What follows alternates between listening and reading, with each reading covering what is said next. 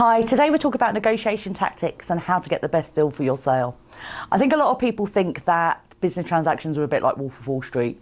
Lunch is for losers, and basically we're just out to get the best possible deal for us, and who cares about anyone else.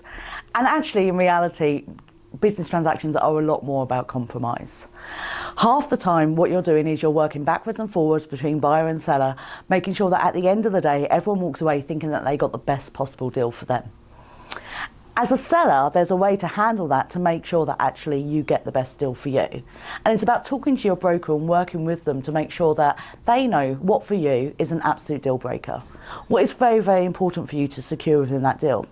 If it is that you have to achieve this particular price, is there other things we can look at to make sure that you do get that pound figure? Or is it actually, for you, it's very much about the handover, being able to walk away on completion, in which case, what do we need to do in order to make sure that can happen instead? What you do is you tend to end up trading off on things that don't matter as much. And again, your broker should know actually where there might be a little bit of leeway.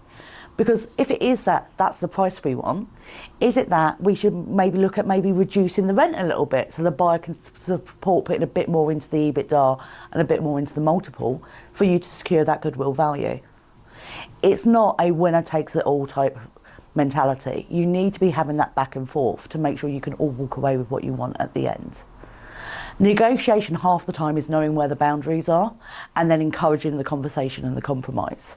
So actually, there's very chances actually if you explain what you're looking to achieve, your buyer will actually be on very board on making sure you achieve it because it secures their goal of buying the nursery.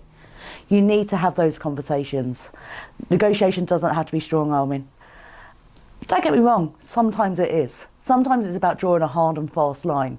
But you should be talking to your broker, talking to me about what that line is. What's the step we're not going to let them take?